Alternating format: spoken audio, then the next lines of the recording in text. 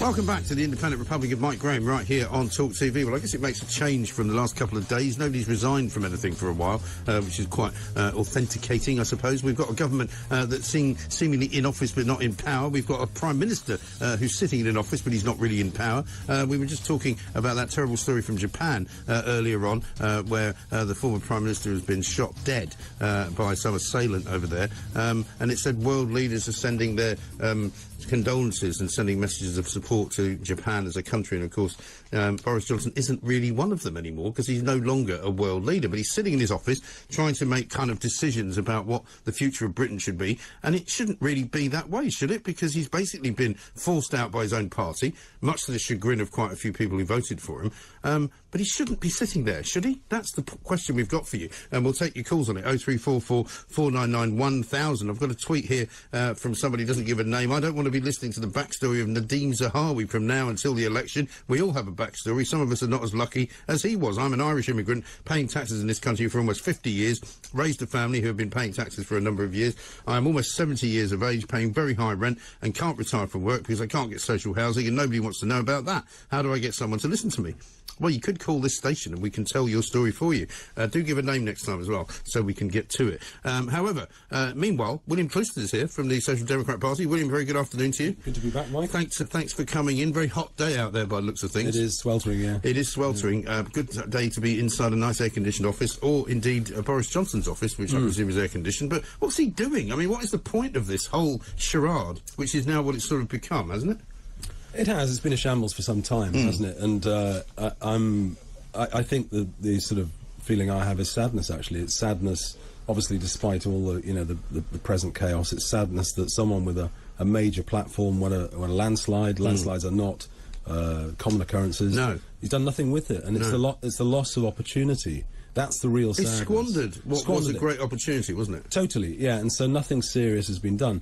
To be fair, you've got to give him credit for breaking the Brexit deadlock. He did that. You've got to give him credit. Oh, for sure. Yeah. I do that because I do remember those dark days when Theresa May was in charge, when nothing seemingly could move. Even after he became Prime Minister, that summer of 2019, before the election, nothing could happen. The MPs, and many of them are still in the Tory party, were being deliberately obstructive, wouldn't allow any sort of agreement to be made, kept throwing, and the public roadblocks in the way of everything. Yeah, and the public used him in that sense. They to send a message, and he was the vehicle to do it. And you've got to, historically, he will go down and get, in history for that, and he'll get credit for it. He should get credit for it. I'm sad that, for the country's sake, nothing serious happened, and then we had the pandemic, which is a separate thing, but nothing serious on the major challenges like housing, how we pay for ourselves in the world, and industrial policy. Nothing serious happens, and I don't think this point isn't made enough. I think he lost his mojo when Dominic Cummings left. Falling out with him. Cummings, whatever you think of him, had a serious... He was dedicated to try and get the civil service working, to get the British state working for the people. When that relationship broke down, I actually think Johnson was finished, basically. Yes, and I think the trouble is, it's such a difficult job that you do need a sort of Dominic Cummings figure to be the chief of staff, almost. I mean, there isn't really a title for that job, but they have that in the White House, don't they? Yeah. And you need really a chief of staff, by whatever name you give them, to kind of hold everything together, because it seems to me if you're the PM, particularly somebody like Boris Johnson, you're not going to read everything, you're not going to know everything that's going on in the Department of Defence over there, from the Home Office over here, you're not going to want to chair all the meetings, but a Chief of Staff figure could. Maybe we need one of those. We do. They have them, whether they're called that or not anyway.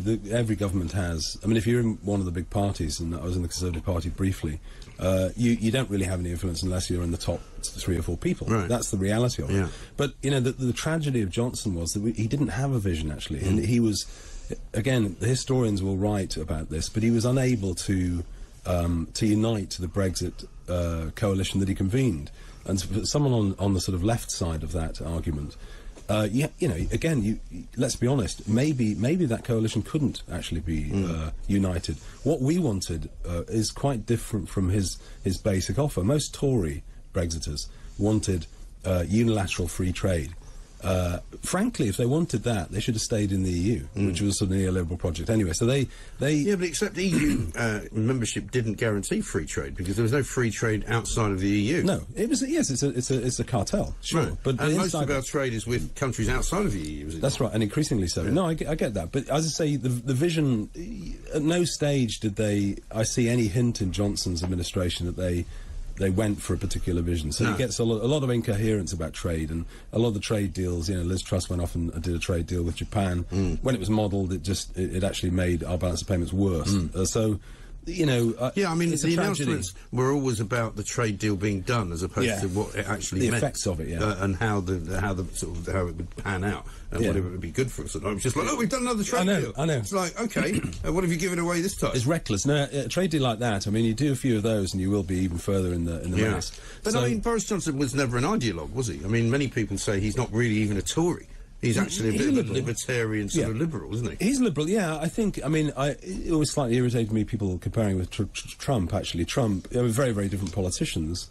They do have something in common, which is they were very, very good communicators. I mean, you can't, again, on Johnson, you can't take that away from him. He had a sort of a link, a resonance with people, ordinary people, that many politicians don't have. Yeah. You're obviously you're almost certainly going to get a drier replacement for him, but he did have that. And I think the interesting thing about Johnson as a politician was that the people liked him because of his humanity and because of his frailty. So that's why he got away with a lot of stuff. Because, well, it's Boris, and voters sometimes don't want saints. I mean, they don't want Starmer necessarily. Maybe they see humanity in Johnson. Yes, and I think there's an element of that, but then it went too far, and I think when he started to tell so many different versions of events, beginning the back end of the week before last, because of Pincher, it suddenly all started to seem a bit ridiculous. The joke wears off. The joke wears off, and people were going, hang on a minute, you said first of all that, I remember the first thing he said was, the Prime Minister considers the matter closed, which was exactly what he said about Matt Hancock. Yeah. And then the next day he was fired, or he resigned, And you just thought, well, this is going to travel. And then he travelled all the way from the matter is closed to, I made a mistake, I should never have hired him. Yeah, no, that's right. But it took 10 days. But this is someone, I mean, again, if you delve into the history, there's a very good piece by Matthew Paris. I don't agree with Matthew Paris on much, but he wrote a devastating analysis of Johnson's character prior to Johnson becoming leader, and said this guy's not fit for leader for these reasons. Maybe worth rereading that. But he did become leader, and as I say, the public, I think there was obviously a connection there. But in the end, the joke wears off. I mean, the worst aspect of it, Mike, is implied lack of respect. So what you get, rules don't apply to me. I'm not talking about the lockdown things. I'm talking about just, I can pretty much do what I like. Yes. And an example of it was him going up to the north to the CBI and giving a talk, fumbling around with his notes, and then talking about Peppa Pig. And that's so insulting. Ludicrous. Yeah, but also it seemed to me that was the beginning of the end as well. Yeah. It was a signal that he was kind of losing the plot, because that was deliberate to me. That was not an accidental act. I don't know. I think it was a deliberate act, because what you don't do if you're in a situation like that and you've lost your thread is go through your notes backwards and forwards going, excuse me, wait a second, I'll be with you. You don't do that. Yeah, but it's insulting. Nobody does that. But the problem is that it depends what you want in a Prime Minister. Some of the qualities you might want is a vision for where the country should go, a grasp of policy, some ideas about how you might achieve things, how you might, deal with housing or industrial policy, whatever you might, or immigration. One of the biggest, again, I feel with sadness about this. I think it's not going to go down in history as a success. He was elected on that point on a secure border. People voted for that in good faith. He's blown it. Right. He had, as I said to you before, he had the chance, he had the majority to do it. He could have whipped that Commons into having a proper border. He didn't want to do it. And as a result, word gets round, and you have an open border, and you'll have 70,000 people coming in. And that's on him. Yes, it really is. And, I mean, there's no sign of that stopping anytime soon. The Rwanda policy now pretty much is up in the air alongside every other policy that any government has ever had. I mean, I think it could work, but, I mean, who knows whether it will ever be seen again. It might, the whole thing might have just fallen into the sea now. The idea of offshore processing is sound. And actually, if you want to put the border, you've got to do that. But what you can't do, and what the Tories have done, is decide who to detain offshore. So unless you detain everyone, it won't work. That's the first thing. And then what you don't do is leave the legal means in place to destroy your own policy, which is what they've done. They've left all the protocols from the 50s. Well, this is it. I mean, what's happened to the... let's just get out of the European Court of Human Rights then. Nothing. Nothing. Well, they need to. They say something. I mean, that was, I think, if you said to characterise Boris Johnson's prime ministership, he said an awful lot of things. Yeah. And he said he was going to do an awful lot of things. I know. In the end, he didn't really do very much. No, apart from resolving the Brexit impasse, he didn't do anything. I mean, and the latest ideas, some of the latest ideas on things like housing, you know, reviving the subprime mortgage thing, using your benefits to pay mortgages, or 60-year mortgages for families. This is ridiculous. I mean, unless they have a look at the supply side of getting some new houses built, they're just simply not serious. And that is the biggest criticism of Johnson, is that he turned politics into a sort of branch of the entertainment business. And it's more serious than that. That's why I'm sad about it. I think it is a lost opportunity. It totally is. And my concern is that we have now a kind of vacuum at the heart of government, and we will have a vacuum until there's a new Prime Minister, because otherwise, what's the point of Boris Johnson doing anything right now? Since he hasn't done anything up to now, why would anybody think he'll do anything in the next 2 or 3 months? Well, he won't, and he probably shouldn't. I'm not actually that fussed about it, actually, Mike. I mean, I think a lot of the people, you roll out people like Heseltine and people like that don't like Johnson anyway and say he's got to go, or John Major. No, I know what their angle is. They just don't like him. They don't like Brexit, so they don't like him. But actually, the precedent is there. I would say to everyone, just calm down. I mean, May was her premiership finished before it ended. Yeah. Same with Cameron. Sure. This is not. No, I get that. But I mean, up to a point, Lord Copper. I mean, I don't think anybody would want to see this vacuum going on until October. That's a long time away. It is, but again, to be fair, I mean, the 22 is. I mean, to be fair to the 22, they've got a process they've got to go through, and it will be. I would imagine by the 27th. They said by the 27th. They'll probably have the two names, right? But they'll also that's in 2 weeks' time. Yeah, but they'll also then not have a result until possibly September at the earliest. That's the rules. Those are the rules in this. Well, they can change the rules. I mean, Boris Johnson's all about changing rules, isn't he? He just goes, right, we're going to do it this way now. Well, I tell you what, you heard it here first. I was at the Spectator Summer Party. It was very good. Very nice too. I'm sorry if I'm a little bit jaded, Mike. But so the Rod Liddle floated one yesterday at the party.